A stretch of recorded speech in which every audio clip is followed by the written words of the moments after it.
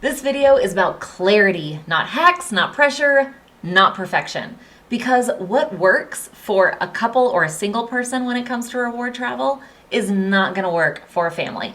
And that's where this strategy comes in. Hey, I'm Lisa Meekum. I am the founder of Her Travel Club, where I teach women how to maximize their credit card reward points so that they can get free or hugely discounted flights and hotels and take their family on incredible adventures. So if that interests you, please feel free to follow along, and I'd love to have you around. So one reason that reward travel feels really confusing is the language. Part of me kind of feels like this is on purpose, so that way you never transfer your points away when you're able to. One reason reward travel feels hugely intimidating is the language. There's a lot of different terms for, honestly, the same thing. In the last video, we talked about how if you earn points through a Delta Amex card, you're earning Delta Sky Miles, which you can redeem for Delta flights. Whereas if you earn points through the Amex Gold card, you're earning American Express membership reward points, which you can use for flights and hotels and transfer them to Delta and book Delta flights and transfer them to Hilton and to Virgin. But I digress. If you missed that, go check out that last video. But you'll hear people say points, miles, rewards, airline miles, hotel points, membership rewards. All of those things are essentially the same thing. They all fall underneath the umbrella of reward travel. So when you check your credit card statement, if you see those things, not cash back, that's a very different thing. If you see those terms, that's what you're looking at. And if you have a co-branded card, then your points are kind of stuck there. However, if you have a more generic travel reward card, you're going to be able to transfer those and use them in so many different ways. But back to the vocabulary. So often when we're hearing people talk about reward travel, it feels like they're using terms that they think are common sense that are just right over your head that we just don't understand. But essentially all of these terms are all basically the same thing.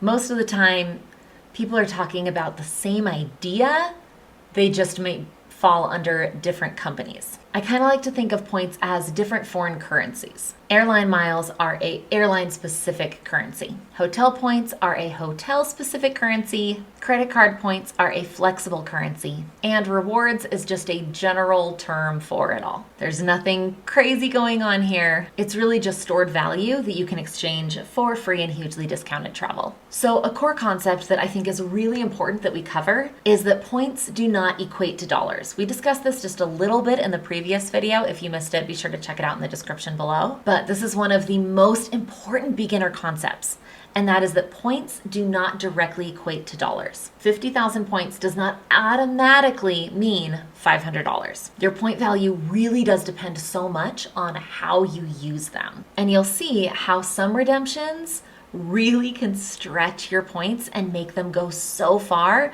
while others really waste them. And this is why a lot of people get stuck. This all feels really confusing. And it's not because they're bad at math, it's just because nobody's really explained it to them. And so, this isn't math. This is translation. Concept number 2 that I think is really important to cover is that not all points are created equal. There are 2 main kinds of points that you get from different cards. We have your co-branded cards, which are linked to an airline or a hotel, and we have your generic cards or your non-co-branded cards.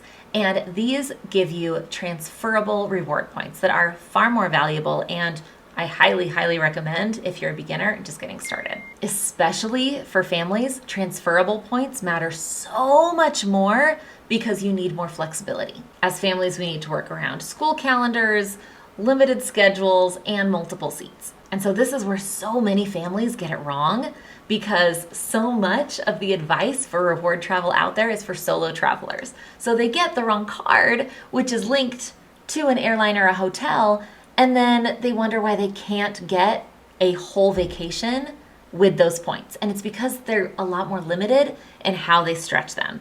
It's a lot more difficult to maximize points once they're tied to a specific airline or hotel. Because really, families don't need more points. They need the right kind of points. Another concept that I think is so important to cover is there is a big difference between accumulating points and spending them. This distinction really does change everything, because once you set up a foundational system, so you're funneling your existing budget through the cards that are going to give you the maximum point value for that transaction, then that becomes a very passive system where that's just going to work in the background.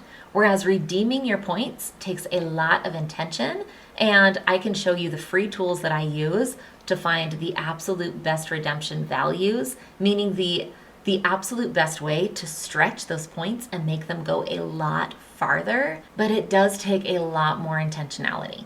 Redeeming the points is where you plan the trip, but it's also where using and redeeming your points is where a lot of people freeze. It's where fear shows up and where structure really matters, because once you have the system set up, earning points becomes automatic, but then redeeming them and using them becomes very strategic. The good thing is it's super teachable and a lot easier than you might think. Just stick around. So our action step is to start with the right card. As I've mentioned, I have a free resource below where you're watching this video that's going to walk you through my top recommendations of cards that are going to give you the most value.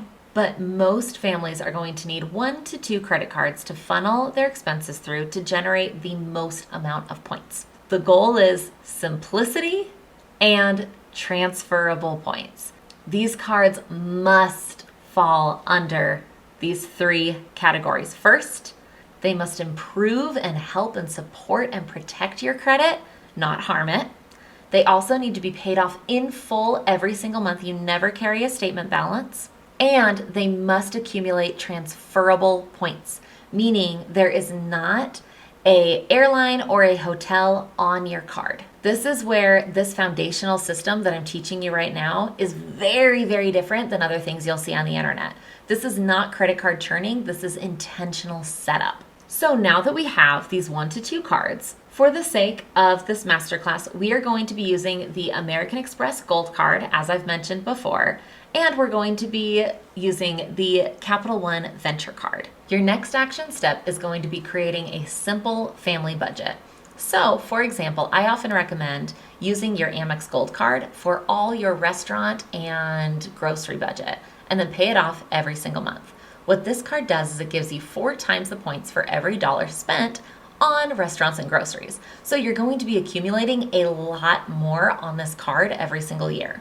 Then with your venture card, you're going to put basically everything else. Kids' extracurricular activities, gas, utility bills, all of that extra stuff, you're going to just put on that card. Now, I created a video that I'm going to link to right here where I actually go through the US Census and I pull up exactly what that's going to look like for you and the amount of points and how to redeem those, given, like, I had a really good time creating the example of how to redeem these. But I go through that entire process in that video right there. So by funneling your existing budget, putting it on these 2 cards, and then paying it off every single month, you can see how we are absolutely not increasing your monthly budget whatsoever. We're not paying any interest, but every month you're accumulating a lot of reward points. Our venture card gives you 2 times the reward points for every dollar spent on everything else.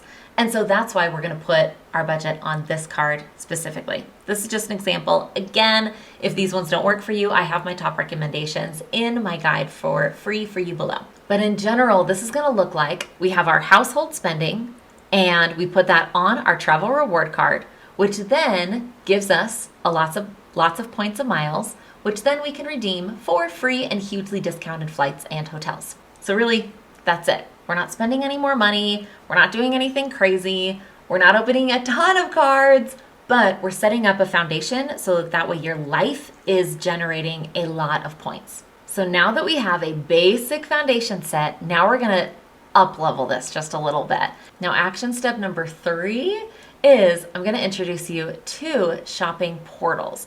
Now, this is something slept on, honestly, even by reward travel influencers.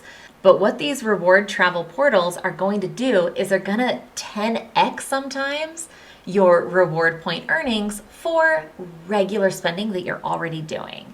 So my favorite is Rakuten, and I'm going to include a link below where you're watching this video. And once you set up a free account, again, this is a shopping portal. This is a free web browser extension. This is not a credit card. But when you do your shopping through there, you gain a lot of extra reward points by using websites that you're probably already using. But here's the little tweak that we're going to do. Instead of using this as a cashback portal, it has the option with Rakuten to redeem your earnings in the form of American Express reward points. Now, in order to set this up, you do need to have an American Express card, which is why in this example, I recommended one of the cards being the American Express Gold card. It happens to be one of my favorite cards right now. I love this card. But what's going to happen is as you're using Rakuten for your regular transactions, you put your Chewy subscription on it, you click through Rakuten to place your CVS order, and it all generates a lot more points in addition to the points of your credit card that they're already creating for you. And so I created a full in-depth video of exactly how to set this up and exactly what that's going to look like right here. So be sure to check that out. I'll also include it in the description below where you're watching this video. But what I love about these shopping portals is, again, you're not changing your spending. You're not spending any more, but it really is just the cherry on top. It's extra bonus points that then you can use to fly anywhere. I mean, the American Express reward points are the best points because they're transferable and it's wonderful. It's so cool. So to give you some context, my family is on track this year to earn an additional 100,000 points with Rakuten just by using that shopping portal instead of not. It really is just a really big fat cherry on top. So I really hope that this is all starting to make a lot of sense and feel a lot more attainable, because there really are just a couple little tweaks when it comes to making reward travel apply to families. I feel like traditional reward travel really speaks to luxury and exclusivity, whereas for family travel, we want it to be extremely flexible and extremely reliable and simple. We want to make sure that we're able to work around school calendars, and we want to make sure that we have seats for everybody on the flight. And these changes can matter a lot, which I'm going to cover in the next video. But really, your goal is not to impress the internet. The goal is to take the trip. And so my favorite way to find a lot of seats and to search for reward flights is through a website called Seats.aero. And I've got a tutorial right up here of how I booked a flight to Paris for $12 round trip. Yes, I paid $5.60 for each way to go to Paris using this free website. And yeah, they have a pro account. However, when I booked it through my example, I used the free version. You don't need the pro account. However, this is what I use to find awesome flight deals and to shop reward flights. So I really hope that things are starting to come together and that this is starting to feel a lot more simple. You really don't need to understand everything today. Each concept is really going to build on itself, and so just stick with me. You really don't need perfect timing and you don't need advanced math. We're going to set up simple foundations so that way you can take awesome trips. You really just need the right order, the right tools, and the right framework. Because once you've set up that solid foundation, all of the fear and confusion really starts to disappear. So I'm going to walk you through step by step what that looks like in real time and do a live booking for you in the next video. So be sure to check that out.